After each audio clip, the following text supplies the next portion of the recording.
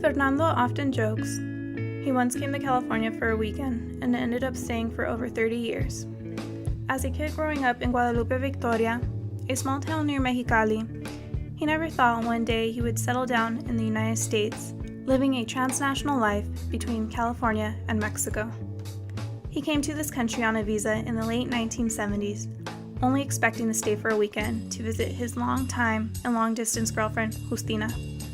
They met in Guadalupe, Victoria, but when her mother became ill, Justina and her family moved to Almani, California.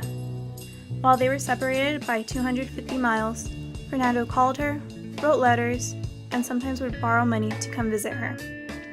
While visiting the United States, he found job opportunities he couldn't find back in Mexico. So one day, he decided to stay. With these opportunities came fear. His visa became invalid as he was making a living in Almani. He had nightmares that one day, La Migra would come and take away everything he had worked hard for and send him back to start over. Despite this fear, he married Justina. They had a legal wedding in the United States and celebrated their religious ceremony in Guadalupe, Victoria with friends and family. For their honeymoon, they made a road trip around Mexico. Once that was over, they returned to the U.S. and started a family. Their first child was what some would call an anchor baby.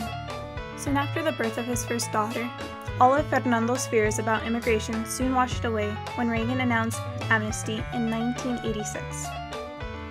Fernando sighed a breath of relief because now he could work, buy a home, and travel around his adopted homeland with no fear, just as he did in Mexico.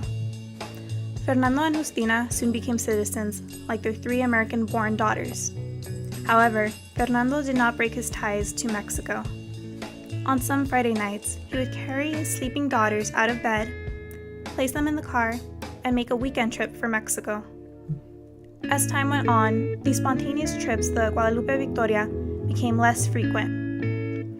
Fernando missed Mexico, but over time, he grew attached to a country that gave him and his family many opportunities.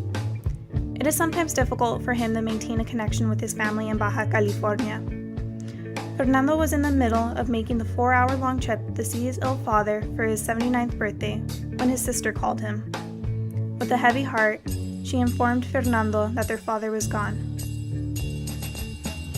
Because of the distance, Fernando is sometimes unable to be with his family for important moments.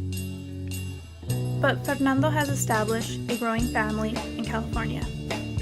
Although Fernando lives between 2 countries, he today sees himself as a proud American and is grateful for his daughters, grandchildren, and his life here in the United States.